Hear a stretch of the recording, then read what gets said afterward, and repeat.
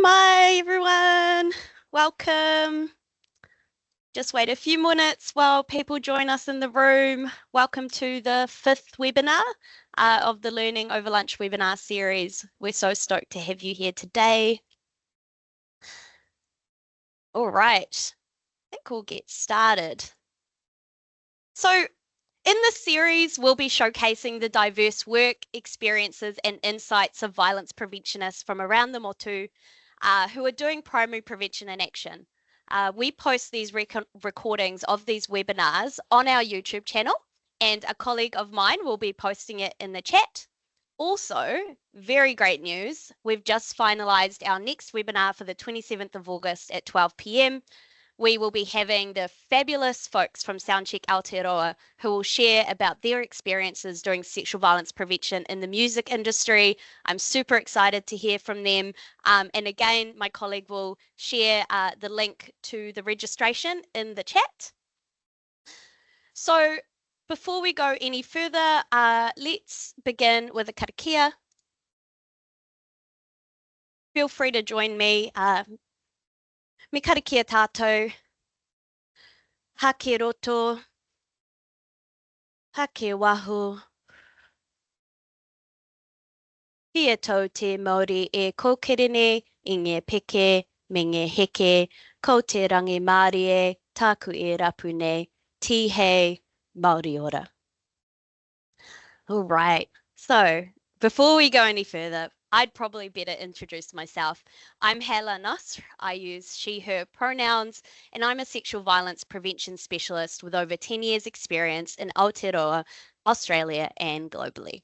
I have a PhD from the Gender and Women's Health Unit at the University of Melbourne, and my role at ACC is dedicated to building a capable, diverse, thriving, tītiriti-led violence prevention workforce.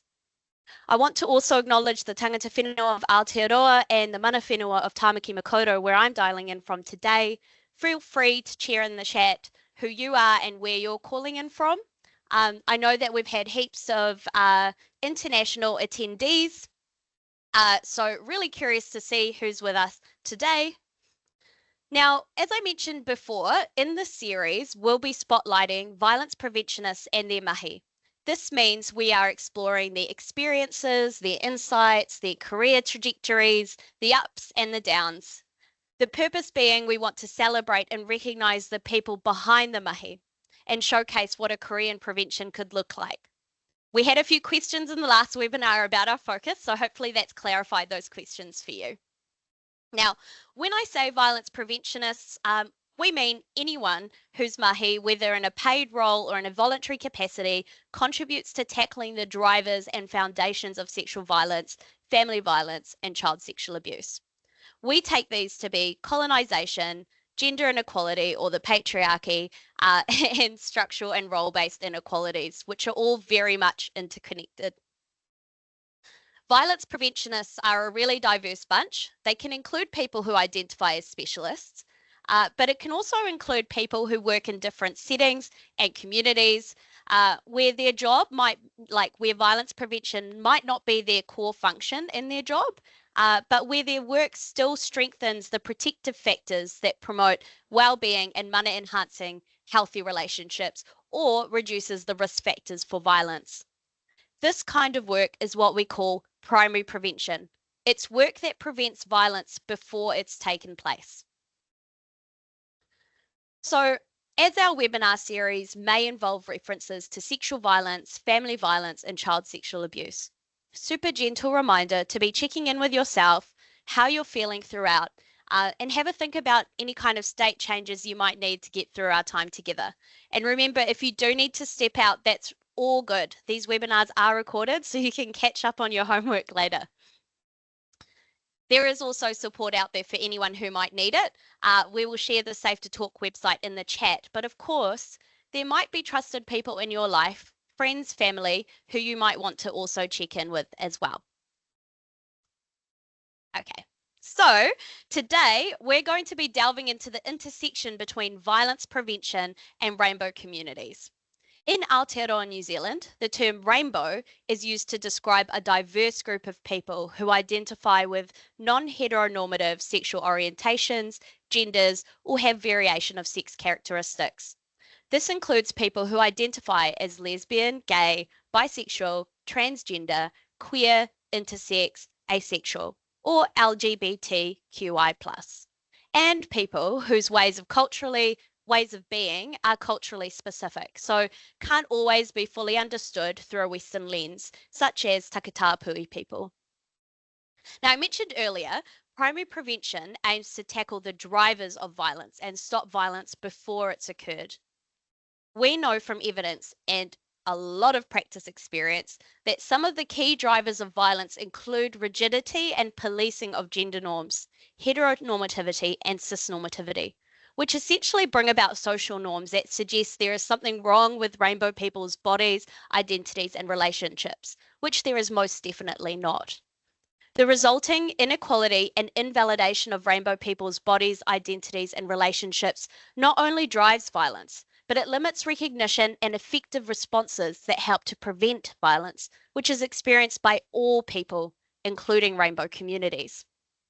So, when it comes to primary prevention, our collective efforts must include a focus on equity, recognition, respect, and celebration of rainbow peoples, diverse bodies, identities, and relationships. And there's like a lot we can do, right? We could be celebrating rainbow people's lives and experiences in mainstream public spaces. We could be leading behavioural change campaigns that challenge the rigidity around gender norms, heteronormativity, and cisnormativity, as well as challenging homophobia, biphobia, transphobia, and intersex phobia. And lastly, we can also work to address systemic violence that targets specifically rainbow communities like the bathroom bills. Of course, these actions are best led by or developed in partnership with rainbow organisations themselves. So, to speak to us more about this intersection between violence prevention and rainbow communities, I'm really excited, like very excited, too excited maybe, to have two very fabulous speakers from the Rainbow Violence Prevention Network here with us today. So first up, we have Jono Selu, who uses pronouns they, he. Jono is a practice lead at Tinako Kahukura. They're a social worker by trade. They've worked in roles across sexual violence prevention, sexuality, and relationships education, mental health, rainbow communities, youth and community development, and health promotion. Jono has a passion for the wisdom of both ancestors and the collective. We also have Lesley-Ann Guild, who uses pronouns she, they. Lesley-Ann is the program development lead at Rape Prevention Education. And having spent many years working across sexual violence prevention, sexuality and relationships education, and support for young people in rainbow communities, Lesley-Ann is guided by a deep belief in the power of communities to create change. So, Jono and Lesley-Ann are both members of the Rainbow Violence Prevention Network, which is a collective of rainbow people working in sexual violence spaces and rainbow organisations. So I think that's enough from me. I will hand over now to Jono and Lesley-Ann.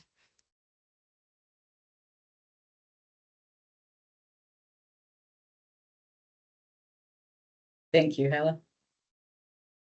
Helps if I remember that I'm not on Zoom and the mute button is not down the bottom. Yeah, thank you, Hala, for that introduction. It's always odd hearing all the things that you've done, just listed. But definitely appreciate this opportunity to be here to have some korero with folks. It's also very lovely to see lots of folks who I recognize in the chat, some of whom are current, and also some of our past RBPN members present in the chat as well. So malo lava to everybody here. Thank you for this opportunity. We don't have a lot of time, so we're just going to roll straight into it. Today, we're really talking about sexual violence prevention and rainbow communities, and I am so glad to be here alongside my colleague Leslie as well. So let's start by introing ourselves a little bit. E mō lawana siwi inga ma le ane nei, ma le alofa, ma le wharaoni o tātou tua, au te whatalofa atu pa ima ma le tātou whamatanga le nei. A ro i ngoa o ionga kanga selu a sa mai au ki langi sifo lo ka maore sa mō lo ki ngā ore pālangi tālofa raha. So I am Jono. As Hala mentioned, I work for an organisation called Te Ngākau Kahukura as the practice lead, and we do advocacy-based work for queer, trans, and intersex communities across Aotearoa. My background does involve sexual violence prevention education. In fact, that's where my career started. But I'll get into that in a second. In terms of where I'm from, so I'm calling in right now from Te Whenua Kawarau Maki, specifically in Te Atatu South, which is where I was born and raised. My whakapapa lines on my dad's side take me back to Samoa, to the villages of Sapungawa and Wharearipi and Vaiutai in Ana. And on my mum's side, we have Scottish and English ancestry. Yeah, work background. This is a little bit of a deeper who are you than what you would usually get, because we do want to talk about how our career journeys have sort of led us into sexual violence prevention work, and why some of that crossover stuff is really has been really vital in the way that we impacting how we practice and work in this space. So practice-wise, I started my career actually as a university student, needing to get a job and do some stuff and make some money to survive being a university student. But I started at rape prevention education as a body safe educator a while ago. And in that space, it really kicked off why that sort of passion and why I care about doing work in the sexual violence space. Was definitely an interesting first job to take, where most of my friends at the time at university were doing jobs in like retail or working in service industry roles. I made a choice to step directly into social services based space, and it really did set my career path. So from there, I moved into comprehensive sexuality education over at Auckland Sexual Health Service. Spent a few years there doing things like the PSSP program, and also from there moved over to the Mental Health Foundation, did health promotion with workplaces and workplace-based work, doing anti-discrimination and anti-stigma campaign and project-based work in that space. Before then, migrating over to Te Ngākau Kahukura, where I am now, doing rainbow-based work. Yeah, there's a lot of baseline behind all of that, of engagement in voluntary roles as well. So I spent a good portion of my youth involved in Scouts NZ, and was a leader across the levels in Scouts. So did lots of youth, like kind of picked up a lot more youth development based stuff within Scouts NZ, and yeah, the good portion of my 20s was involved over at Rainbow Youth, where I also now still sit as the supervisor, the external supervisor for all of the groups, the facilitators of the groups there. So yeah, I feel like I said a lot of words, and it's a lot more than I would usually say to intro myself. So at this point, I'm going to pass the mic over to my colleague, Leslie. Kia ora, ko Leslie tōku ingoa, no Ingarani, Harmony, me Kotirani o ko tupuna, ki te noho o ki Tamaki Makaurau. So it is fantastic to be here today, and Hala, thank you for extending the opportunity to us and for the lovely intro. I have spent over 20 years in my career in the community. Particularly, the common theme that has run through that has been sexual and reproductive health and rights. Like Jono, it started with volunteer work, and in my case, that was coordinating our local UniQ group while I was at university, which made possible a move into Rainbow Youth as my first kind of career role. And at that time, the rainbow sector was small. Outside of the New Zealand AIDS Foundation, as it was at the time, there were only, well, less than a handful of us working in paid rainbow roles, and Rainbow Youth at that time had 1.5 FTE. So it was a huge amount of work to start in as a very young graduate and preventionist. Although at that time I wouldn't have used that word to describe myself. The more that I've learnt about sexual violence prevention, the more I've realised how interwoven those sectors are.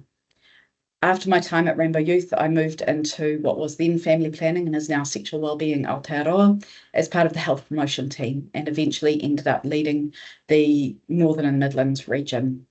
I spent 14 years there. It's very hard when you find a job that you are that passionate about and that lets you talk about those passions and explore and develop to actually want to move a lot of the time, I've found.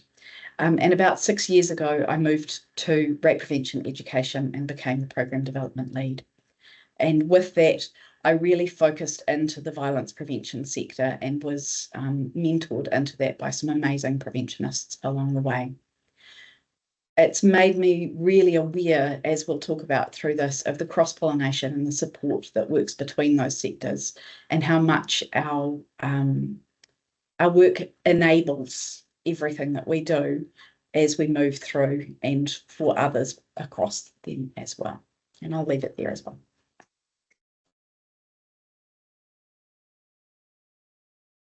So when we were getting prepared for this, we were trying to figure out, because we're always aware, like, about 1,000,001 times over the course of my career, I've been asked, how did I get into this work? How do you do this? Like, what's the career? What's the study? What's the thing?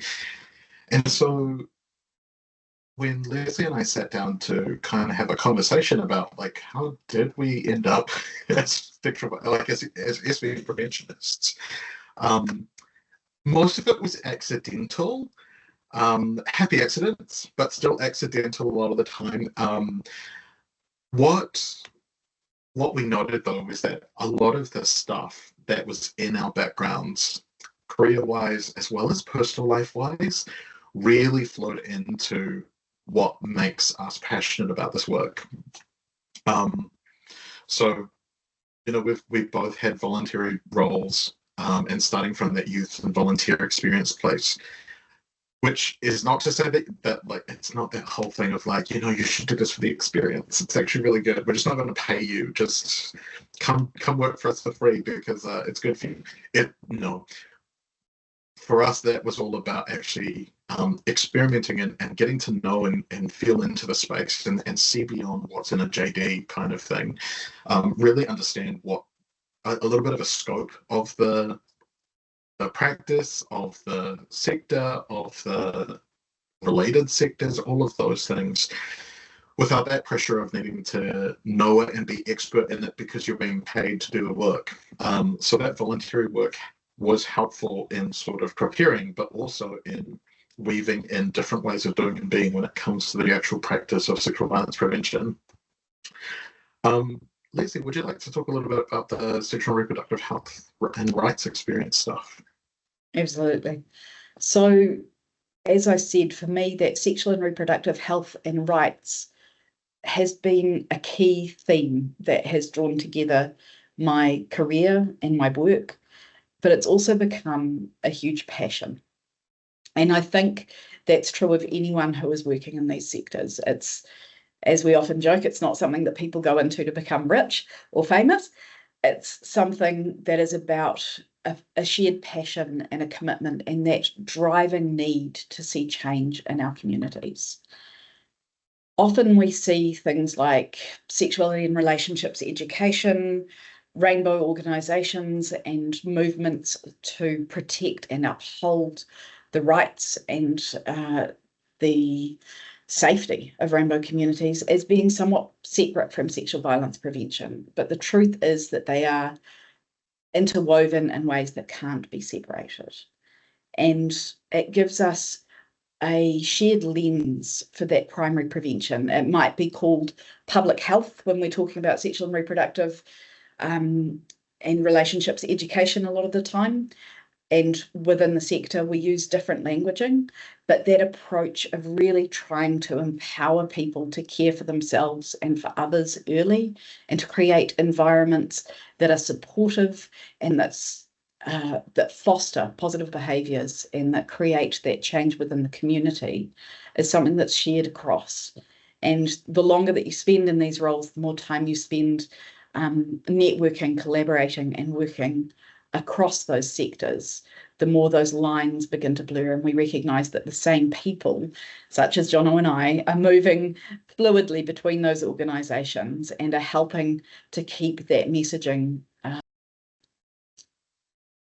consistent, to share the insights that come from each. And I think that really leads us into that intersectional analysis, which is one of the core things that Jono and I wanted to talk about today, where we can't look at any part of this work in isolation. We have to look at the way it affects different parts of our communities. We have to look at the issues that are facing one part of our community and actually really stand with and hold that.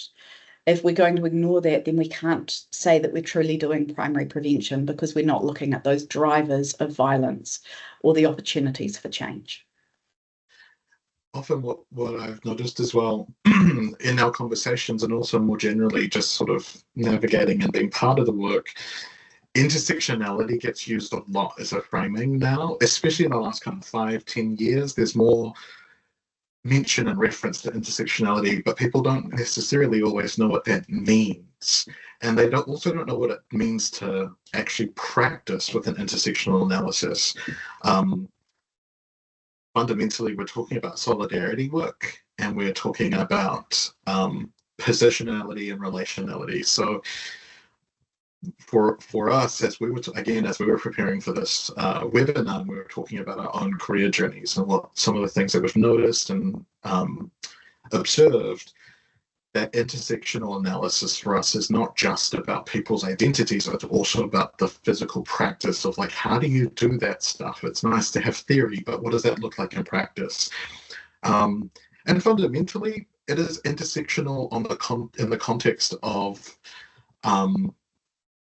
the actual different areas and areas of practice. So rainbow, sexual violence prevention, even considering like sexual violence crisis and response work, thinking about the broader violence spaces, thinking about global contexts. There's an intersectional thinking in the background, not just thinking about diversity-based work. So, sexual violence prevention. I like this slide a lot, actually. We practiced it yesterday, and I was like, oh no, actually, this is fun to read off. As many of you will know, sexual violence prevention is usually you start a job and you've got a job description. However, the job often means you go beyond a job description. So, like it says here, sexual violence preventionists end up doing communications and marketing, administration, training and facilitation with both youth, adults, and professionals, health promotion and public health, resource development, program design and development, community mobilization and leadership. And we also end up doing fundraising, advocacy, relationship management, event management, counseling support, research, financial management. We often ending up being MCs. If you've been around for a while, you go to an event and suddenly you're up the top presenting and holding the space at a conference that you didn't expect to be doing. We end up doing logistics-based work, catering, the list goes on. A colleague of mine used to joke about, so we used to work in the community space. Sometimes you end up, exactly, next time somebody says, why are you tired? There you go. It's because our jobs go way beyond what it means to be, or what the JDs often say. And often that is because we are centered in our communities. Our work requires us to be engaged in community. So, like I said, like I was about to say, a colleague of mine we used to joke that we were involved in community space so much that when somebody did pass, there was a leader in the community who passed, we went to their tangi to kind of acknowledge them. And then we didn't leave for the rest of the week because we got sent to the kitchens to go and support. So all of a sudden, we were also marae staff. We were setting up for the hakari after the tangi. And yet we were more than happy to do that kind of work because it was us showing up and being part of community. Did that ever show up in the context of a job description? No, technically that's not what a health promotion specialist does, but it is what we ended up doing as a part of being part of our communities. So with that in mind, it's really useful for us to rethink how we think about what is the job of a sexual violence preventionist, because more often than not, there's the work, the skills that you need to have to do the work, and then there's this cache of skills in the background that you pull on every now and again to do a variety of different things that feel unrelated and are sometimes related to the fact that we don't have enough funding within an org, so you just kind of YouTube teach yourself. But that these are part of the work for us, and therefore it's really useful to have a whole bunch of different streams coming in for what develops a sexual violence preventionist. So, sorry, John, are you okay for me to jump in for a moment? Oh yeah, I was passing over. Thought so. I just want to really acknowledge that is a strength as well as a stressor. It often comes from that place of really limited resource, and it can put strain on people being able to actually focus in on the core of their role. It takes longer to get a project done because we can't put all of our energy into it. We're having to do a million other things at the same time. But it also grows this adaptable and well-rounded workforce. And it gets people used to moving outside of their comfort zone, to the fact that there isn't one linear way of doing prevention, that we need to be agile, that we need to be responsive, and that we need to be listening to our communities and sometimes taking the time to build those relationships and to genuinely be there in ways that may not serve our purpose, but that serves our community. The other thing that Jono and I really noticed as we talked were the shared gaps that happen across these sectors. And one of the crucial ones is training. When it comes to sexual violence prevention, training can be rare or downright unavailable at many times. And while there are some academic pathways available, and that deep academic knowledge is really valued and important, on its own, it's not enough. We need that learning that is grounded in experiential kind of practice, that's boots on the ground, learning as you go and learning from the experienced practitioners around you. While there is also real value in things like micro-credentialing, and it is important and it's a great way that we can share knowledge across our sector, again, it's not enough. People need to actually have that experience, that training, that mentorship, and really good quality supervision in order to be able to do this work well and do it safely. That supervision allows us to take a step back, to reflect and to be guided into the learning when we can often be so deep in firefighting is the other skill that we may not have mentioned along the way, where we're reacting to what's coming to us so fast that we need time to step back and do that reflective thinking and to really integrate that learning into our perspective and interrogate ourselves and our practice to make sure we're doing it well.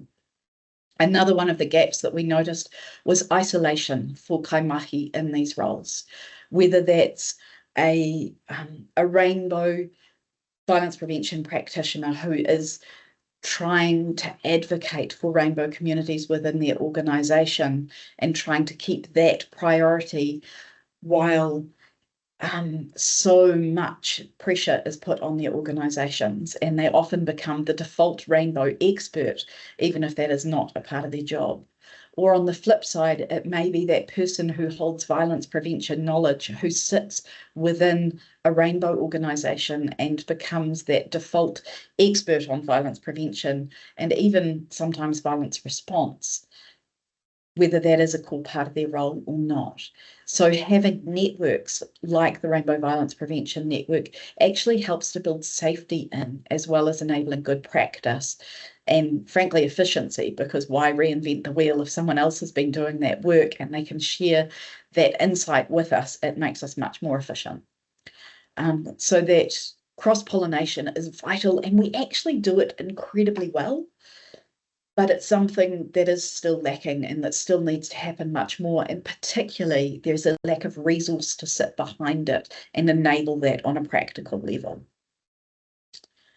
And again, I want to go a step further than just looking at prevention and acknowledge that those gaps exist in the response sector as well. We know that for many Rainbow people, they find it incredibly difficult or impossible to access really good response in the area that they are in, or may find that actually when they step forward, they are harmed by the organisations that are trying to help them. There's an ARC NZ study that found that transgender participants were unlikely to get support following an experience of sexual violence, with only 2% accessing support from rape or sexual abuse services. And the study further found that 36% of those participants who did seek help were not helped by the organisation, and 86% of those actually experienced harm. And that's stuff that we need to address. We need to create those safe pathways, and the only way that is going to be done is through collaboration and cross-pollination. I'll hand back over to you, Jono. Yeah, no, that's perfect tie across into here, because when we're talking about cross-pollination, this is some of the stuff that we're talking about. And bear in mind that this is specifically if we're talking about sexual violence primary prevention based work. These are some of the things that sit in that space. However, again, the relevance is still there when we're talking about cross-pollination, excuse me, in the context of sexual violence response services, right from crisis through to long-term recovery, healing, HSP work, all of those spaces, just as much as that, there's a need for cross-pollination from those particular areas into Rainbow community organizations knowing how to do some of that work as well. Because more often than not, we end up doing some of that, some of those jobs in the context of supporting queer, trans, and intersex folks on the ground. You'll see that we've included sexual and reproductive health and rights there as well. And one of those pieces is that more often than not, very often, sexual violence doesn't necessarily get seen as a health issue. And so just surfacing that, especially in the context of new folks coming into the space, sometimes you don't see that, you don't also see it being referred to with the same kind of complexity when we're starting to talk about rights, either so human rights or health right, access rights, all of those sorts of things. So think how those different disciplines can actually influence and impact on sexual violence prevention, but also in our Rainbow communities and the work that we do. It really just enriches and makes our stuff better. That's the simple version. There's a whole bunch of stuff there that we can be considering and thinking about. So it's a core piece that for us, myself and Lesley, when we've had conversations about this, we've really leaned into that, because we've come from these variety of different practice backgrounds. So working in sexual and reproductive health and rights, working in sexual violence prevention, working in Rainbow community organizations, has really deepened our abilities to do our roles in each of those sectors. Now, a not so fun piece that I'm going to pass back over to Lesley, but we are going to talk a little bit about stats for a second, just to kind of focus in why Rainbow, for us at least. So one of the things that I work with our team to get really clear messaging around it, and that we work to share with our communities, is that sexual violence can happen to anyone, but it doesn't happen to everyone equally. that burden is not placed on our communities in a way that's evenly distributed. There are parts of our communities that are targeted much more often, and unfortunately our rainbow community is one of those. So 42% of trans people over 15 have had someone force or try to force them to have unwanted sexual intercourse in their lifetime. 50% of rainbow people will experience domestic, family, and or intimate partner violence and abuse in their lifetime. And LGBT plus people are 6.3 times more likely to experience sexual assault compared to non-LGBT people. That risk is much, much higher, and it's something that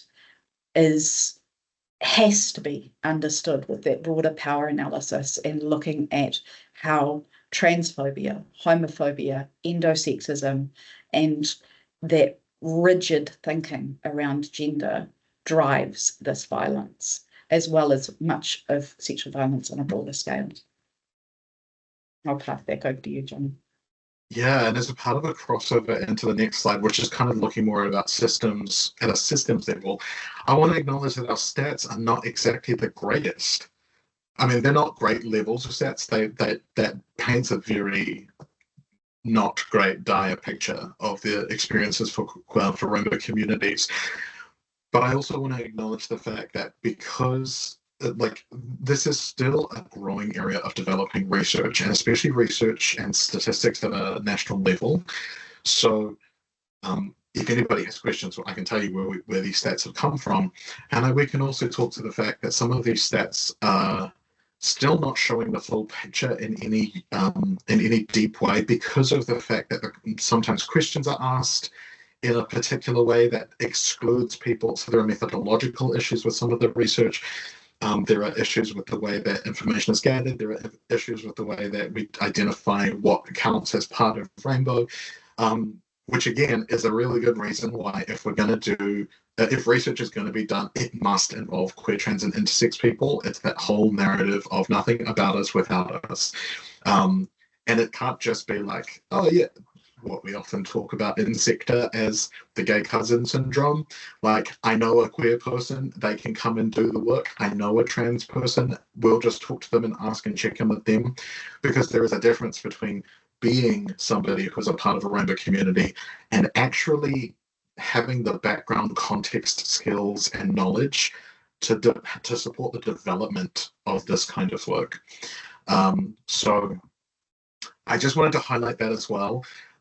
Because a lot of the times we are working with the best research we can find, the best stats we can find, but there are giant, massive, huge gaps in what is available to us based on national data sets, sometimes done by Stats NZ, more recent times, and other times done by community member research pieces.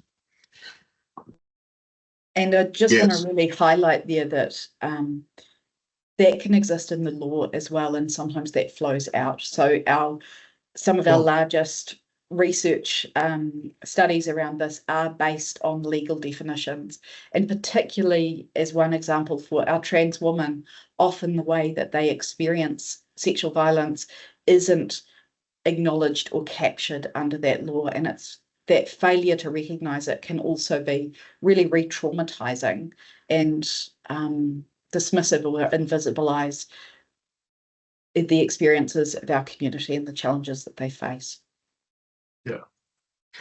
Which again is a perfect example of how some of the stuff that lives at what we assume is a bit more of a on the ground level really does have deep connections to systemic issues. So some of the issues that we see within our communities are the systemic and institutional discrimination that just casually kicks around and impacts people on a day-to-day basis.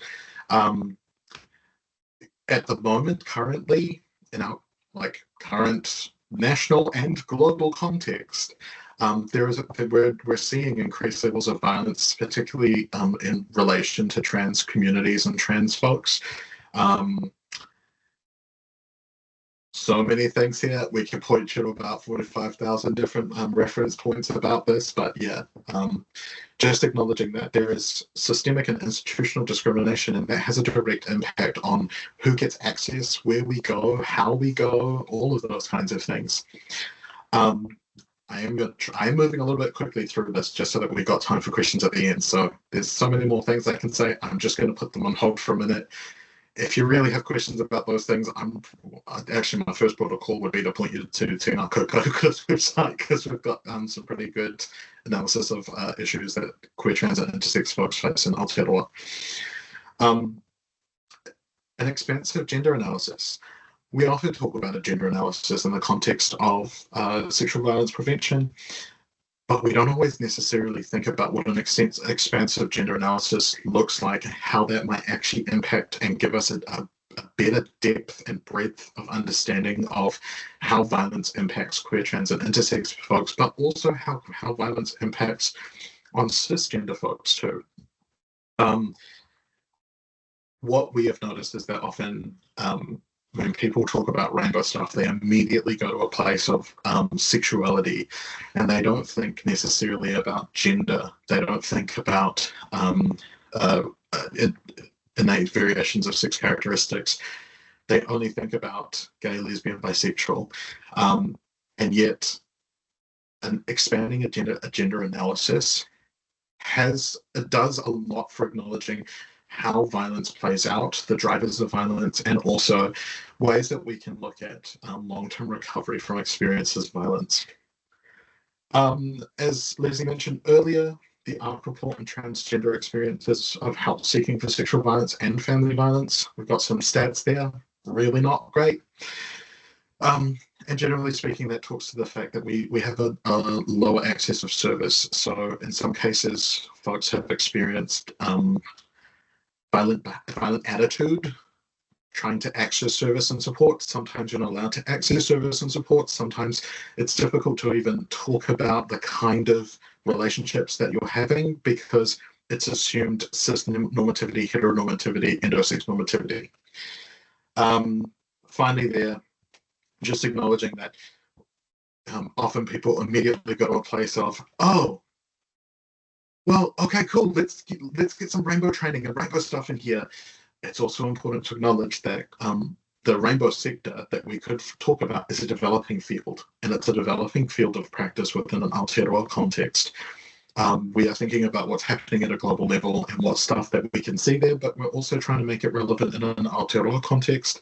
In addition to that, it means that we are also under-resourced. So, you know, resource would be great to support our organizations to keep doing, but it does also have that flow-on effect that when we're talking about cross-sector, cross-pollination work, there's even less capacity to be able to make things happen. So, yeah, there are some barriers. Is this me? This is also so that's why that's part of the reason why the Rainbow Violence Prevention Network actually exists. Part of it is that we're a network of rainbow organizations doing violence prevention work. And again, a lot of the work that we do in rainbow community organizations is inherently violence prevention. Sometimes it is also very specifically and explicitly violence prevention and violence intervention. So rainbow organizations doing violence prevention work, and also our rainbow kaimahi and mainstream violence prevention organizations and services. And it brings us together to firstly be supported and have some friends, and in addition to that also gives us some space to start thinking about, like, how do we address some of these issues and these gaps, and flow in a variety of different sources and resources that are out there. Yeah, Leslie. So one of the things that we wanted to highlight was just how much can be achieved when we are actually able to bring together these networks. And I think the Rainbow Violence Prevention Network is a great example of that. It has, for me, been game-changing in terms of the personal support that it's given me to sustain me in this career and to help keep that that passion and that drive to serve my rainbow community at the forefront of my prevention work as well, because even when you have that personal commitment, it can be easy for it to get lost in the shuffle. Alongside that, especially when a little resource is put in, and I want to really acknowledge Te Puna Awanui for having funded this project, there are some amazing things that are possible. So rape prevention education in collaboration with the Rainbow Violence Prevention Network and funded by Te Puna Awanui developed Rainbow Best Practice Guidelines. And there are 2 documents in these guidelines. One is the full guideline document, and we really encourage practitioners to download that, to access it and read it. It is 150 pages. You don't have to read it all at once. It's broken down into 12 sections, so it's very easy to find the information that you need at the time. And in fact, I encourage people to do it in digestible chunks, to go in and read and understand part before you move on to the next. There's also a much briefer summary best practice guidelines, because this work was grounded in prevention practice. We know how busy our organisations are. We know how busy our practitioners are. So this allows you, when you're doing a particular project, when you're answering a question, when you're responding to a community, to find the appropriate information sheet and look at a one-pager that has the really top level advice for that. In those one-pager or information sheets, and actually in the structure of the full guidelines as well, you'll see that on the left sits the structural violence, and it's really important for us to acknowledge that violence doesn't only occur at an interpersonal level, it does occur at a structural and systemic level as well, and until we address that, we can't change that. And then it has practice principles at the side to give you just a little bit of a taster of that. Some of the general practice principles that are highlighted there is really understanding the experiences of our community and understanding what sexual violence looks like from a rainbow lens and how that might be experienced, and taking that intersectional view. So recognising that that is different for different parts of our community and we are not a monolith. Looking at the trans and non-binary information sheet there, it really highlights and looks at the fact that for many transgender folk, they have experienced violence at the hands of or in a medical setting or in this context of accessing service. And we cannot provide good service until we really acknowledge and sit with that hard truth, because we won't be able to get past that past trauma without it. It talks about being client-led, and particularly when discussing intimate and personal details, and being really aware of that intrusive curiosity. When you need to learn or want to learn, when something is surprising or new, it is normal to be curious, but we need to take that curiosity to places and sources such as the best practice guidelines to actually accessing training and support. We need to not learn through our communities or our clients that we are serving.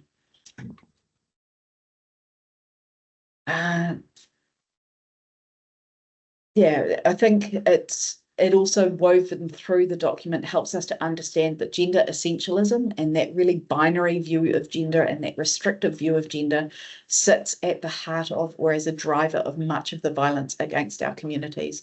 And I think it benefits us as practitioners to remember that actually that view sits as a key driver of all sexual violence prevention. It's vital that we address violence against rainbow communities because they deserve it, because we deserve to live in safety and in dignity and to have our mana upheld and to have systems where we can access with equity, where we can be responded to appropriately and where we can be safe. But if that isn't enough driver, and I really hope it is, but if it isn't, if we need even more motivation, then it helps us to remember that one of the key risk factors for the perpetration of sexual violence is rigid and traditional thinking around gender norms, and particularly a really binary view of that. And if we can't address that driver, then we're not going to be seeing the raft of opportunities that are there to actually address violence and change some of those statistics across the whole of our society. And I think that's us. Unless there's anything you want to add, Jono, we'll pass back over to Hala for questions. Yeah, I think the final thing I'll say about this, just before we do pass back over, is just the fact that, like, again, whilst these are best practice guidelines, they are guidelines.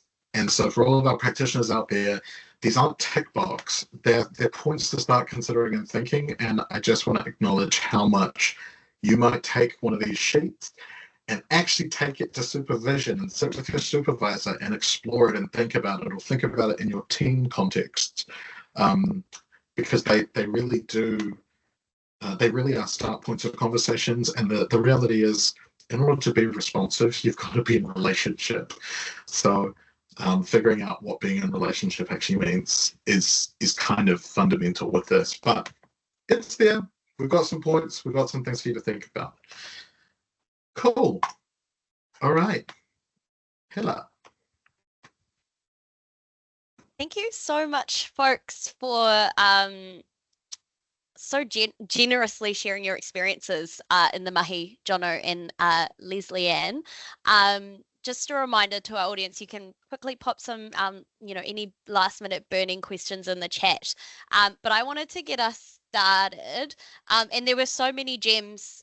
Firstly, I just want to go back to that point around professional supervision that you made, Lesley-Ann. And I think that it's such a great point, because I think that when people think about professional supervision, they often think it's only relevant to like clinicians or people working in kind of the response and healing space. So, but we know that it's super important that our violence preventionists are also getting professional supervision to make sure that, we have space for critical reflection, but also to ensure that our mahi and our practice is effective and safe for everyone that we're working alongside as well. So thanks for bringing that up.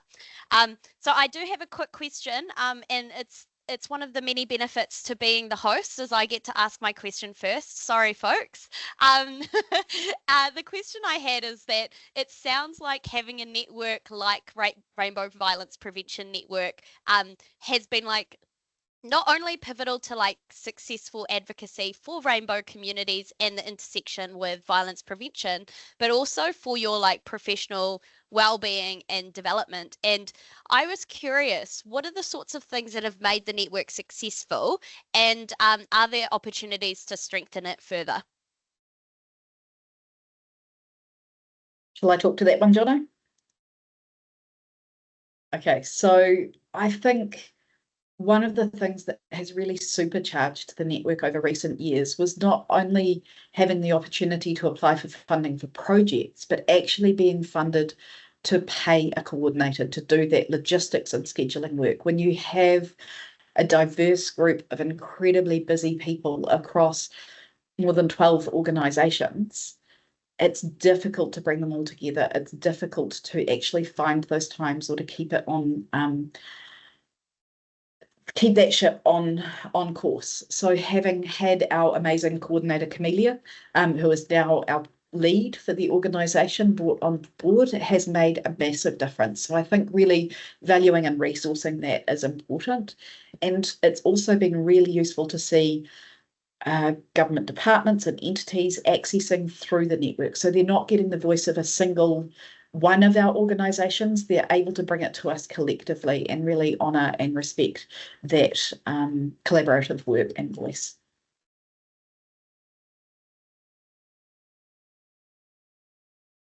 Thanks so much, Lesley-Ann, for that. And when it comes to the network, if folks want to join the network, how might they do that? Do they reach out to Camellia?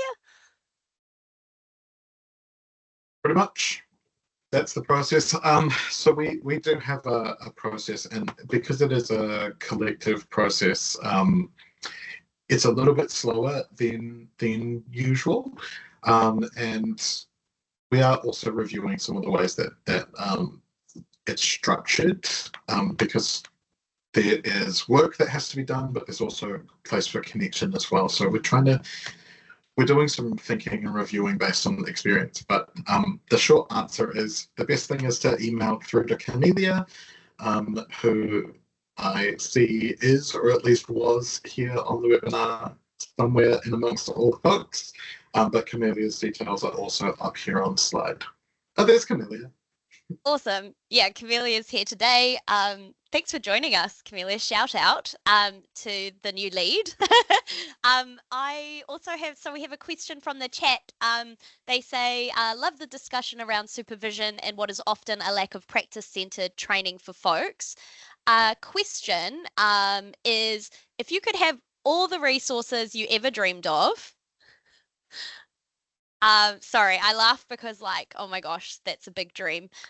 What would the training available you would like to see for practitioners in sexual violence and family violence look like? I can start, Lucy, is that okay?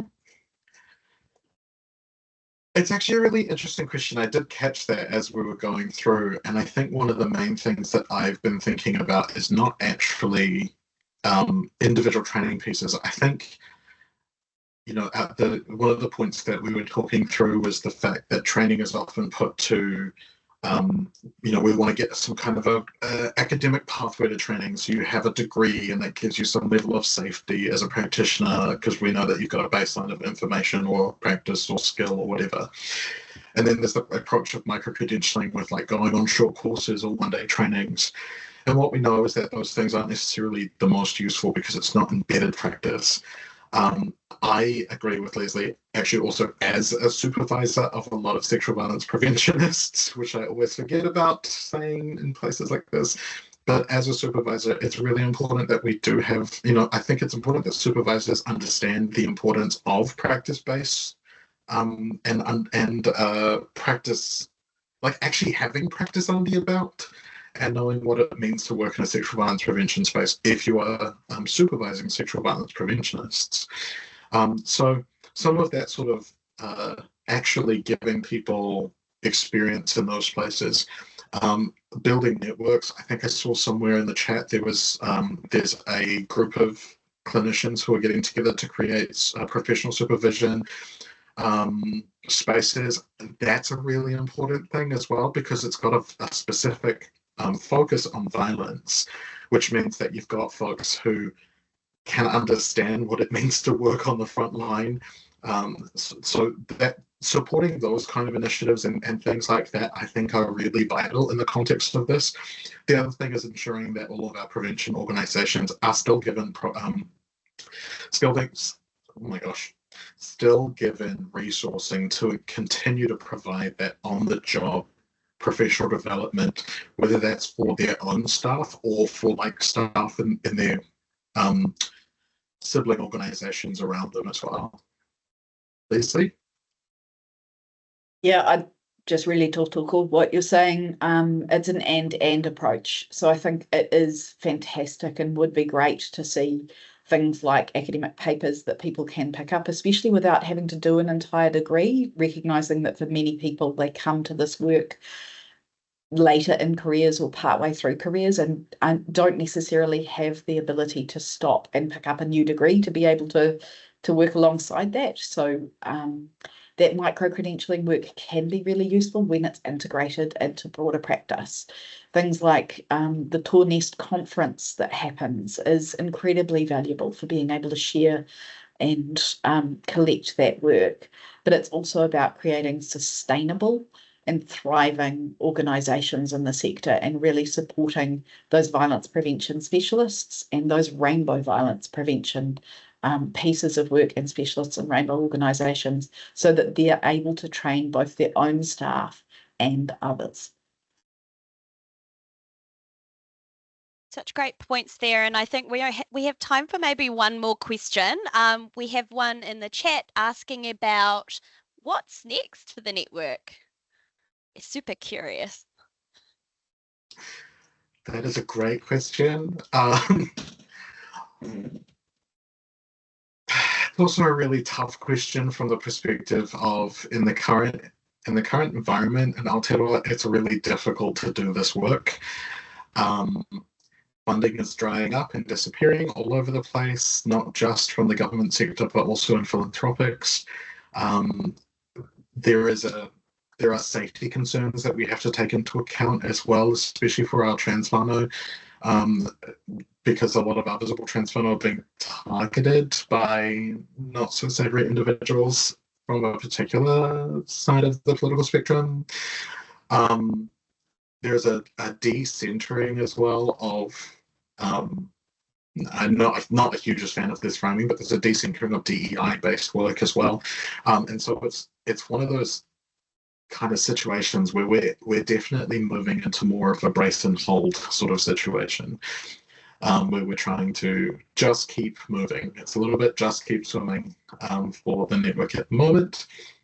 And a lot of the kind of future direction stuff that we've been thinking about has, and Leslie, feel free to correct me. What I mean by all of that is fundamentally we're thinking more about what does supportive practice mean for our organizations, for our kaimihi out there. How do we show up for each other and hear the hard stuff that is going on within our organizations and sectors, rather than try and push through and like develop and create more and be productive? How do we be together? Leslie, is there anything else you would add to that? The only thing I'd add to that, and thank you for saying it so well, Jono, is just to really recognise that we're taking the time to step back and do a little bit more reflective practice ourselves, look at whether the organisation is structured in the ways it needs to be to truly uphold our own values, and what opportunities we have to create space for more people to be able to connect in. The coordinating group is by necessity small, and can't include everyone who would like to be a part of it. So we're trying to look at how we can broaden that out and make room for others to join. So it's a great time to reach out to Camellia. Awesome. Again, another shout out to Camellia. And I just want to thank you so much, Jono and Lesley-Ann, for your kōrero today. I know I learned so much. I'm sure our audience also learned a lot from you as well. And for our audience, please check out the Rainbow Violence Prevention Best Practice Guidelines. Colleague will post a link to the chat. I know we haven't covered all of the questions, so please feel free to reach out to Camellia if there's a particular burning question that we didn't get to today. And again, I just want to thank you all for being here today. I really, truly believe that each and every one of us has a role to play when it comes to preventing sexual violence in all the places and spaces we're in. So thank you for being here, and I will close us now with karakia. Whaia, whaia, whaia te tika, whaia te pono, mo te oranga tangata, kia puta ke te whae au, ke te ao marama, homi e, hui e, tai ki e. Go well, everyone.